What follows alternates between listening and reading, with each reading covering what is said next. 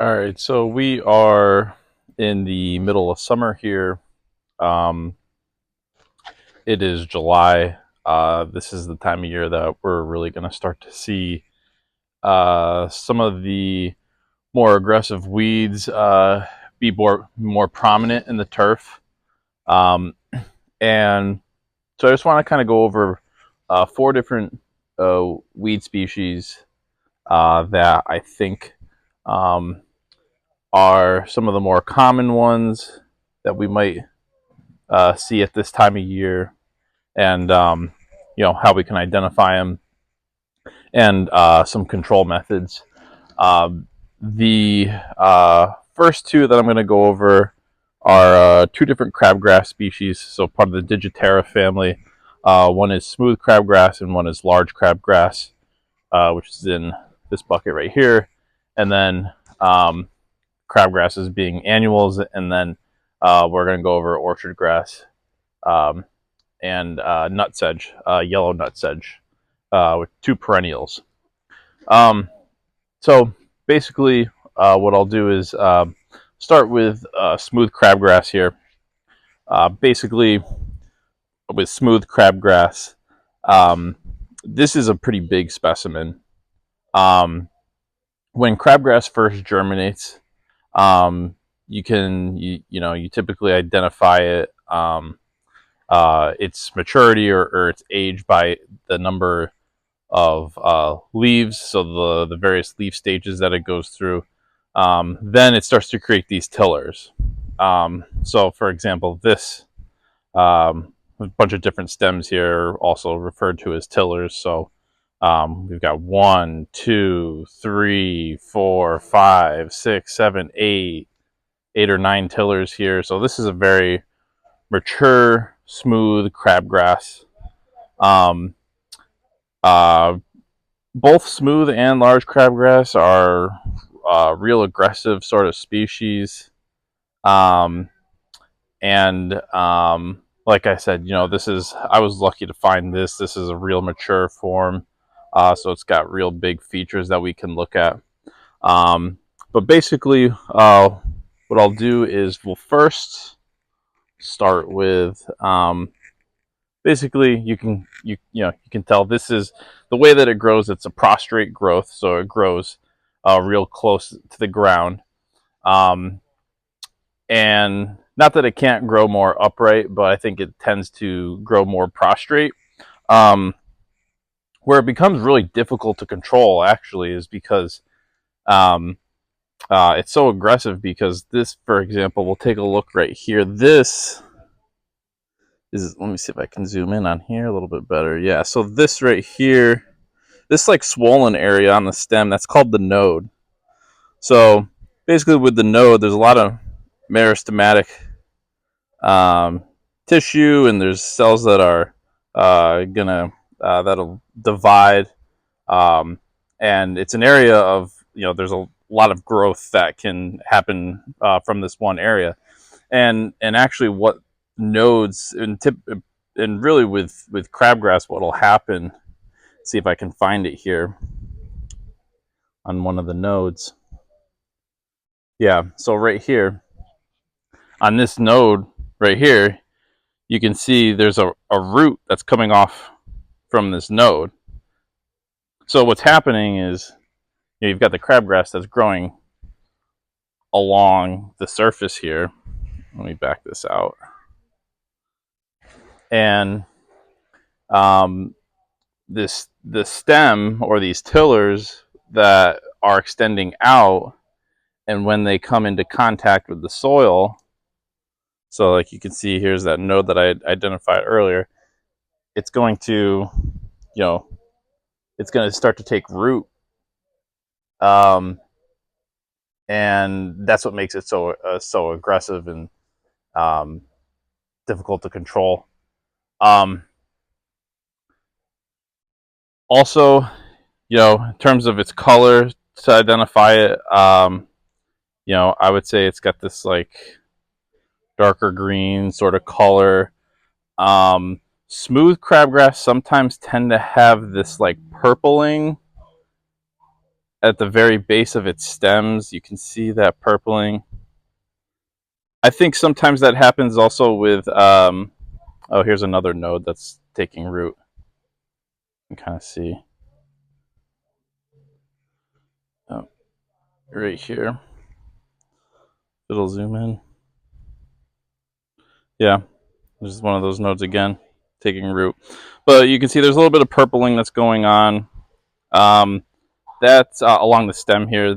That sometimes indicates that it could possibly be smooth crabgrass. However, I think sometimes there can be purpling on the stems with large crabgrass, but I think it's more prominent with smooth.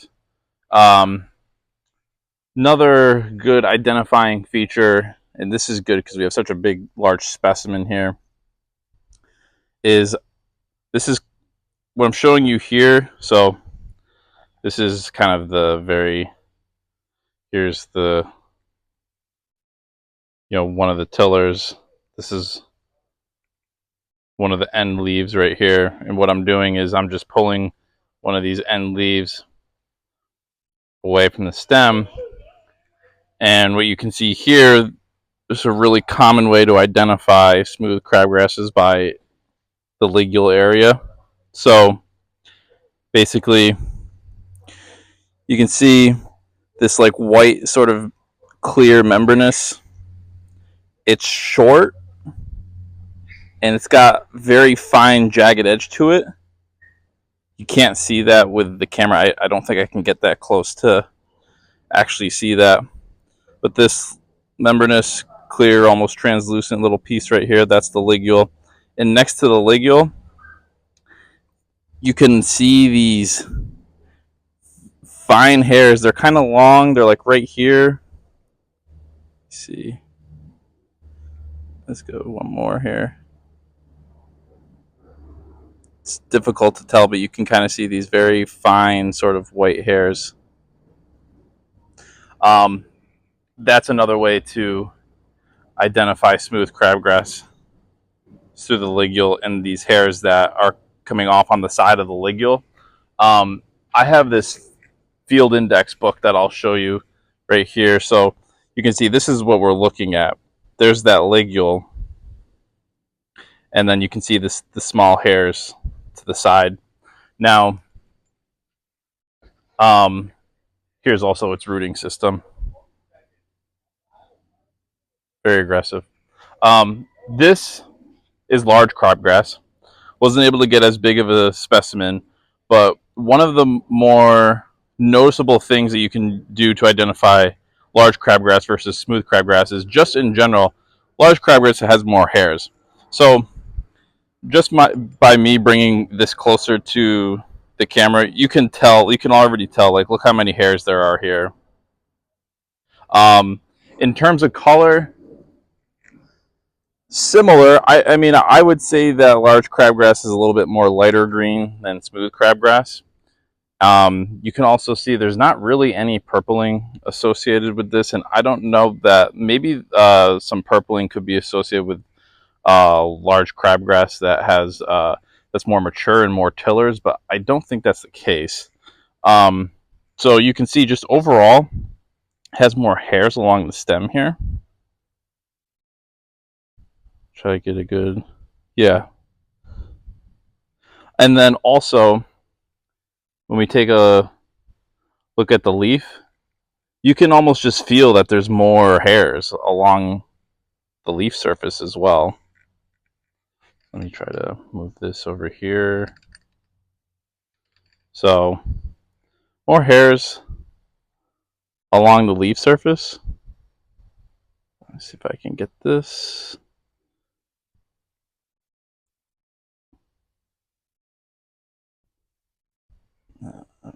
Not really. But basically, there's going to be very fine hairs along the top of the leaf surface here, but also on the bottom. So there's going to be some fine hairs along the bottom as well, which is different from smooth crabgrass, as smooth crabgrass only has hairs on the top of the leaf surface. And then to identify this even further, and maybe actually if I can try to do like a, try to get, no, it's not really working that great. But yeah, just trying to show the very fine hairs on the front and the back of the leaf. And then if we look at the ligule of large crabgrass, you can see, I can try to get this here. It's got very fine hairs.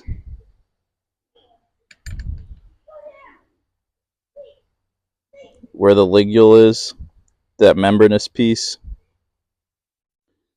And it also has these very prominent hairs going up the leaf too. So you can kind of see that, these hairs all around the ligule. So with smooth crabgrass, it had these hairs around the ligule or to the side of the ligule, but not as prominent along the leaf. This is the hair with large crabgrass. You have the hairs around the ligule, then going up the leaf as well. Let's see if I can get closer with that.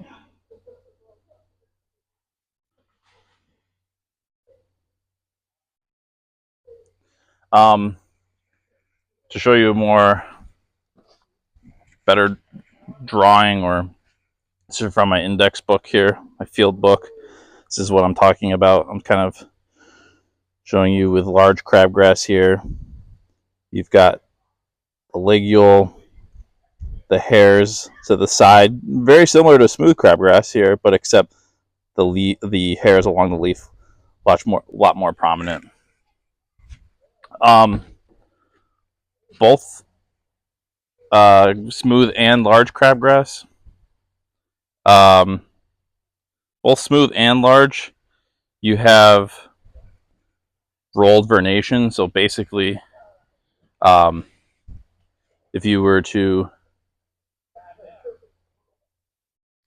pull the stem, piece of one of the stems, you can see. Try to get a little closer here. You can see it's rolled in vernation, rolled in the bud. So you can easily move it along your fingers here.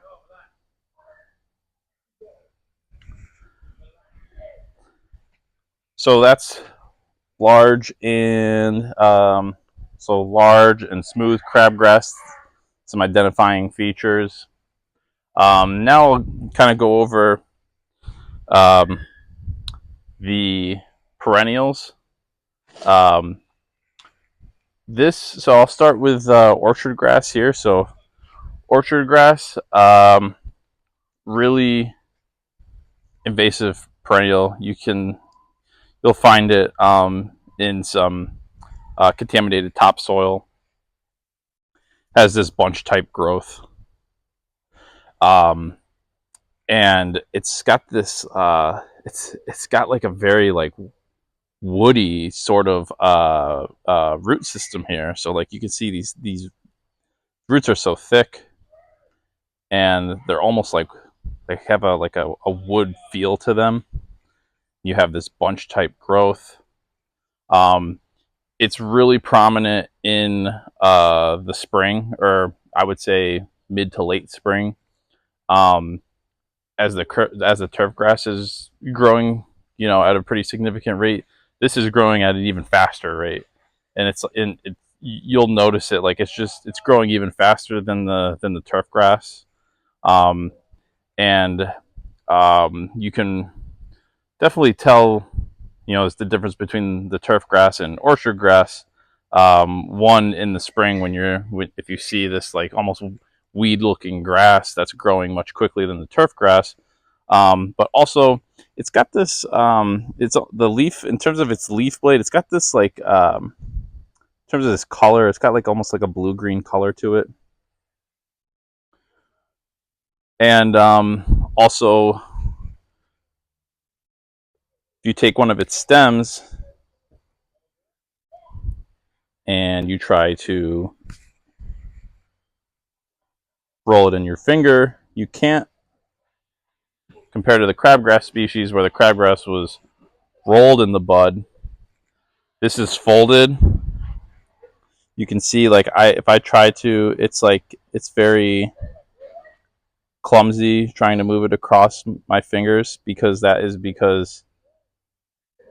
its stem is folded or flat. You can see.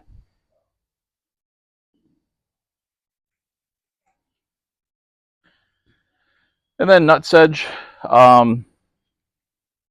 This is another weed that you'll probably typically see this start to become more prevalent. End of May, beginning of June is when you may first start to see it, and then by July, it's very prevalent. It's very prevalent because of it has this like lime green leaf to it. It's considered a sedge. So if we look at the cross section of the leaf, or I'm sorry, of the stem, you'll see it's triangular shaped. Also, you can feel it. It feels as if you're rolling a triangle in between your fingers. Root system on these, really aggressive. When this, and also I'll also add that whereas crabgrass in its early stages, you identify it by the number of leaves and then by the number of tillers. You identify the maturity of yellow nutsedge strictly by leaf, so number of leaves. So this is a pretty mature one. 1, 2, 3, 4, 5 leaf stage. You can also see here. You can see these. These are the rhizomes of the plant. Rhizomes, very aggressive root system that nutsedge creates. And I was looking for a nutsedge specimen. I was trying to see if I could find a nutlet on the end of the rhizomes. So sometimes there's almost like it looks like a very small sort of nut that can be attached to the ends of the rhizomes. But I wasn't able to find anything. So this is just a good example of the root system that these plants create. And definitely, it can be difficult to control. Your best bet to control with chemical control, at least, is using like a hal sulfuron methyl that's early in its leaf stages. That's where you're going to get the best control with nutsedge.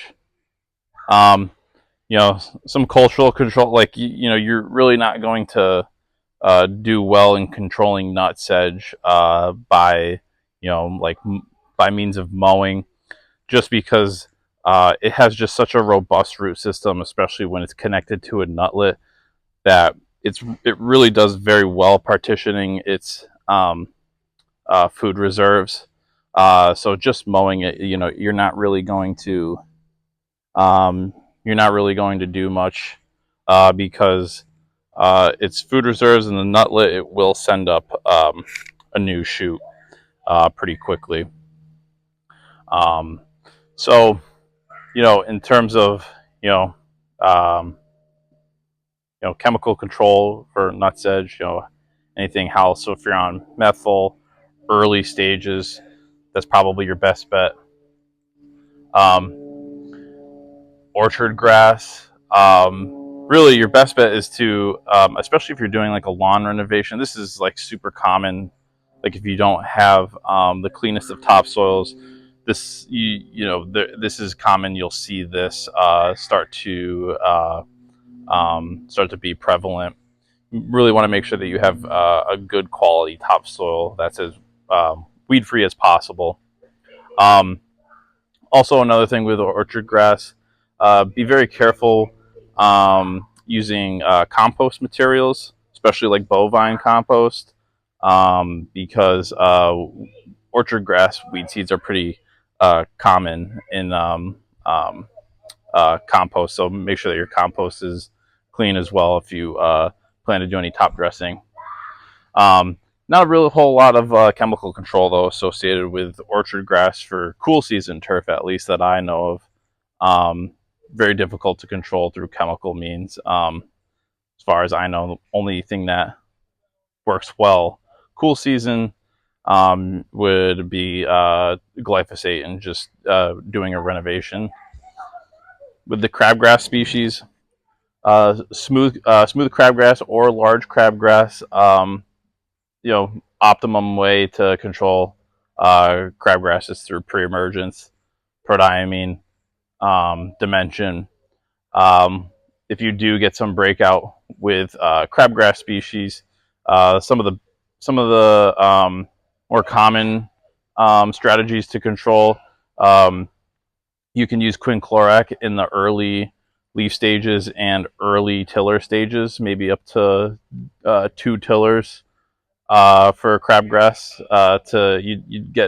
You obtain good control. Anything past 2, so when you get into 3, 4, 5, and 6, when you're in that middle tiller stage, which a lot of the crabgrass that we're seeing now is in that, like, getting into that mid to late stages. You could move into something like an acclaim product that would work well in the mid stages, and then quinclorac if once we get even later into the season. um, 6 tillers plus, I would say, then you could use quinclorac again, as it would then be effective in the late stages. So I hope this video was informative, and that you guys are able to take some of this information and use it to identify some of these weeds in the field, um, or if you have for your own lawns as well. So great. Hope you guys enjoyed the video.